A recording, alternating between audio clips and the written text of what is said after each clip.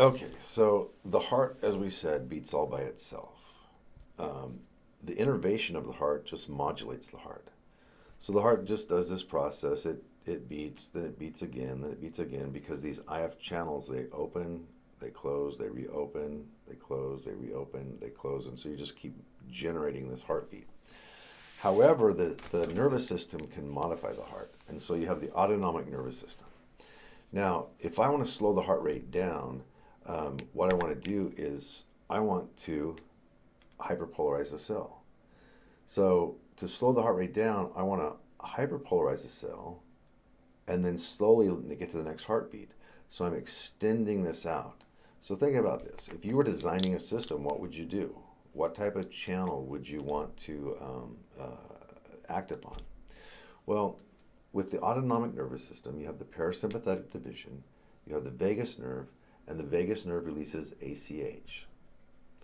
Now, ACH, acetylcholine, it's going to plug into a muscarinic receptor, okay? And so this cholinergic muscarinic receptor, this subtype right here is going to be an M2, so this is a muscarinic type 2 receptor. These receptors are going to be linked to a GI protein. Now, GI protein, the G is the protein, I just stands for inhibitory. So how can we, when ACH plugs in this M2 receptor and we activate this GI protein, how can we get this to move this direction? Well, one option is to open a potassium channel. So when ACH plugs into the M2 receptor, it activates the GI protein. The GI protein opens a potassium channel. Potassium goes out and my membrane potential drifts away from threshold. However, as potassium goes out, what's going to happen is it's going to become more negative inside the cell, which is going to draw sodium in faster through these IF channels, and then result in the opening of the T-type calcium channels. So we want to kind of oppose that also. So not only do we open the potassium, but we kind of shut down or narrow down these transitory T-type calcium channels. So we hyperpolarize and it takes us longer to get back to threshold because we're kind of squeezing down on these T-type calcium channels.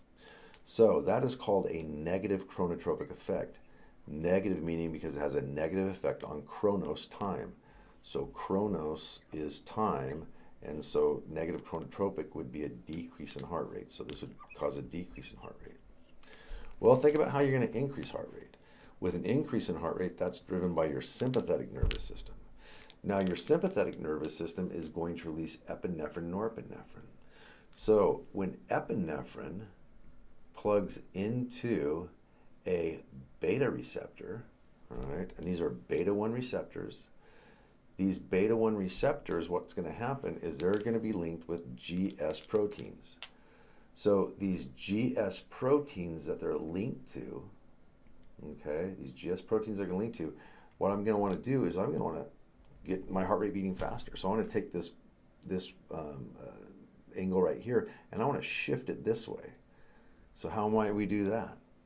Well, one of the ways we can do that is we can open more IF channels. Because the more IF channels that we open up, the faster sodium can come in and the faster we can get our heart to beat. So that's called a positive chronotropic. So ACH plugs into a muscarinic type 2 receptor, activates a GI protein which opens a potassium channel to hyperpolarize the cell. It suppresses entry through the T-type calcium channels to make it longer to get up to threshold, and it slowed our heart rate down. Norepinephrine sped our heart rate up. Well, your heart wants to beat by itself. If I were to take this away right here, this SA node wants to beat about 80 to 100 times per minute. However, you can take your heart rate right now and you might have a resting heart rate of 60 beats per minute or 70 beats per minute. That's because ACH is plugging in and causing your heart to slow down. When norepinephrine plugs in, it's going to cause your heart to speed up. Clinically, if you have a patient that has a fast heart rate, let's say that they've got something called AFib with RVR, where they have this rapid ventricular rate. You can give them drugs that will actually slow their heart rate. Now I can use a calcium channel blocker like diltiazem or Rapamil, but another thing I can just give them prophylactically so their heart doesn't beat fast is metoprolol. Because metoprolol is a beta blocker.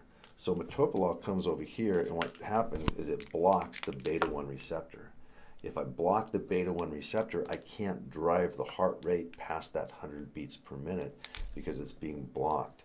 And so the fastest I can go is the intrinsic rate of depolarization of the SA node. But that's only if I fully block the beta receptors. Okay?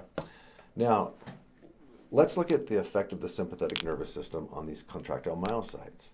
Now, one thing to note is that in the ventricles, the myocytes don't have muscarinic receptors.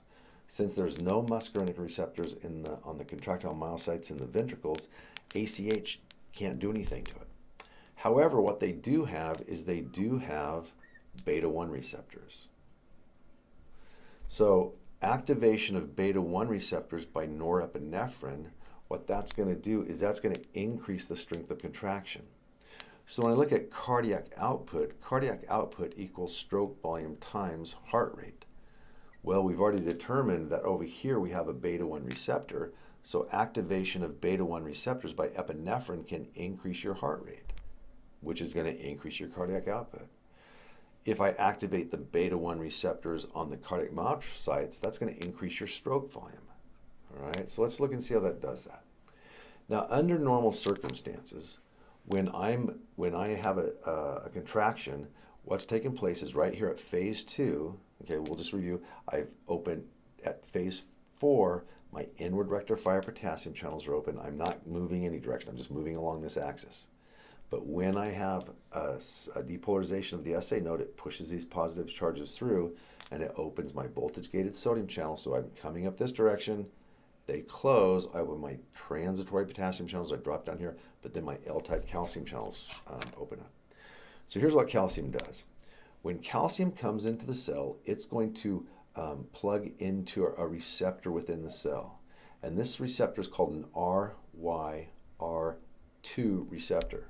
It's a ryanodine receptor. Now, when calcium plugs in to this ryanodine receptor, what it results in is calcium release. So I have calcium-induced calcium release. And then, of course, calcium is going to go bind troponin, pull or activate troponin and pull tropomyosin out of the way, and then my myosin head can bind to my actin, and I'm going to get a contraction. Well, once calcium is released, I actually want to get calcium back out. And so I release the calcium, have my contraction, and then what I'm going to do is I'm going to get calcium back out of the cell one of two ways. One way to do it is with a circuit pump. And so circuit pump stands for sarcoplasmic endoplasmic reticular calcium ATPase pump. That means I'm going to use ATP to pump calcium back into the cell, or into the sarcoplasmic reticulum. And that's what's happening during phase 4 is I'm pumping that calcium back in to get ready for the next heartbeat. But I also want to get rid of calcium another way too.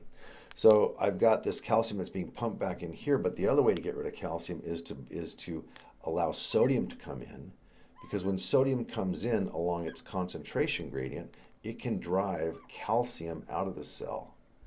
So now I'm using sodium coming in to get calcium outside of the cell. Now I've got to get the sodium out though. So what I'm going to do at this point is I'm going to use a sodium potassium ATPase pump.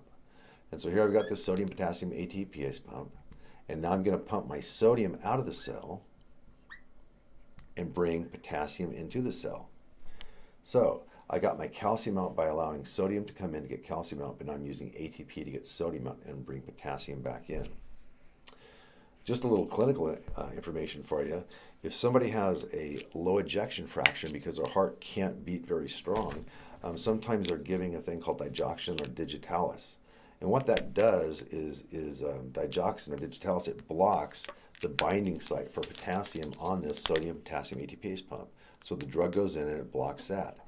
If it blocks that, I can't get potassium in and I can't get sodium out. As I leave sodium inside the cell, I can't get calcium out. But then what takes place is more calcium gets pumped into the sarcoplasmic reticulum by my circuit pumps.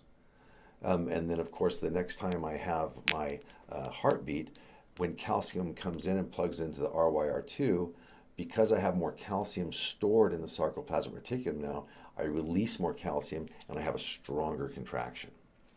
All right, so let's go back to this. We're going to look at the circuit pump here. Now, the circuit pumps are pulling calcium out of the cytoplasm here and putting it back in the sarcoplasmic reticulum. But there's this thing called phospholambin. And what phospholambin does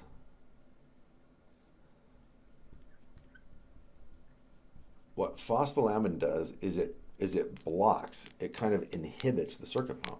So phospholambin is inhibitory to the circuit pumps. It's kind of like if you have a bunch of smoke or a bunch of steam in a room and you've got a fan pulling it out, phospholambin is standing there blocking the fan blades as they come around and slowing down you pulling this steam or this smoke out. So let's look and see what norepinephrine does. When norepinephrine shows up, here's what it's going to do. Norepinephrine shows up, plugs into a beta-1 receptor. When it plugs into the beta-1 receptor, it's going to activate a GS protein. That GS protein is going to increase the amount of cyclic AMP, which activates protein kinase. That in turn is going to open up more L-type calcium channels.